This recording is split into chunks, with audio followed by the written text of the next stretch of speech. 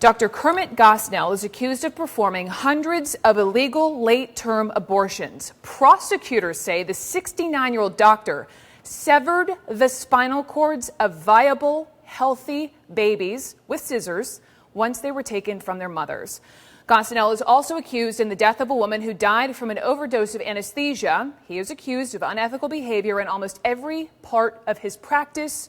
The charges stem from a year-long investigation into practices at Dr. Gosnell's clinic. Described as a house of horrors, it has operated for 30 years.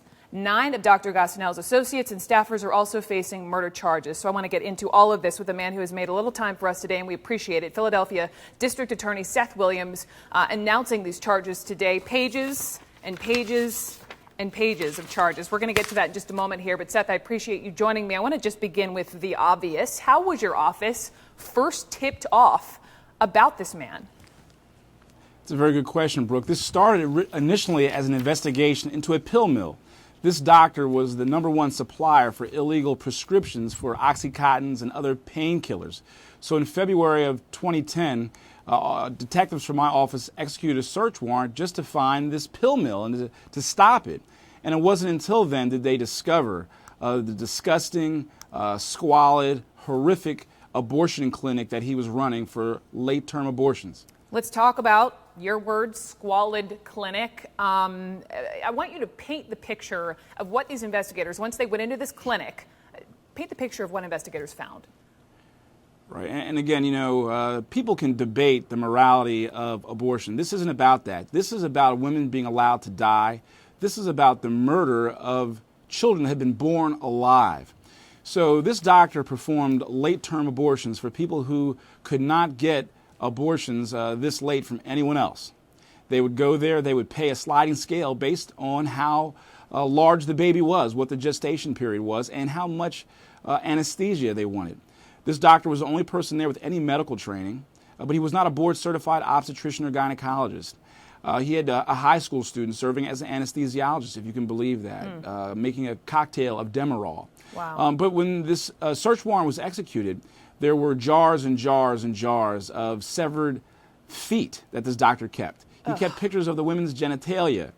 There was fetuses and body parts and bags all over this building, and even in the same refrigerator that the staff had their lunch in.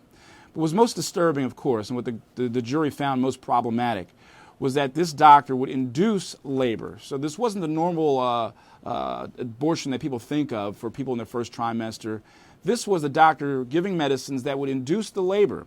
The women would have the babies. The babies would squirm, would cry like any baby born.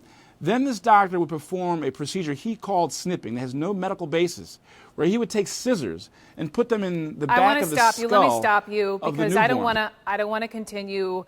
We don't know this for a fact. I know this is just based upon what investigators are finding inside this office, and I hate to even have to say this, no, but just to be fair, we are trying to reach out to the doctor. We have yet to hear from the doctor, but if I can just ask you, I think you made this point, Seth, and I want to just reiterate it. But look, this is the testimony that was given to the grand jury. This is the grand jury's report. Wow, this is the Correct. testimony, and you said. He has not been convicted. Just to be clear, he's not been convicted. This is just the testimony. This is what people are saying. But you said he is he an actual MD, sir?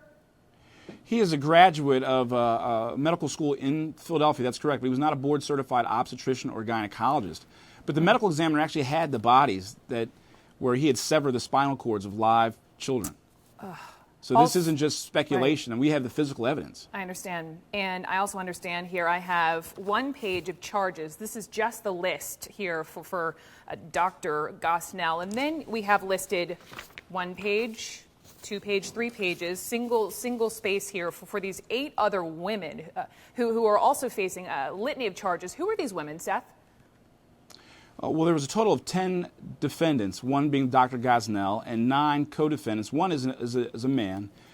They were all employees of Dr. Gosnell. People that were like a receptionist, but he had the receptionist would double as a person who gave IV, intravenous drugs for the pain killing. So these were all people that were part of what we believe was a corrupt organization for this criminal conspiracy of running an illegal abortion clinic. And it was just horrific. The barbaric procedures that these women had to endure. Let me jump in because we know this clinic, it was called the Women's Medical Society, opened back in 1979. How was this doctor able to fly under the radar for all these many decades without anyone noticing or taking action? And that is equally disturbing, and the grand jury reported on such, that this doctor's office had not been inspected by the State Department of Health since 1993. So they found that unbelievable, that we have more regulation for women's hair salons than abortion clinics.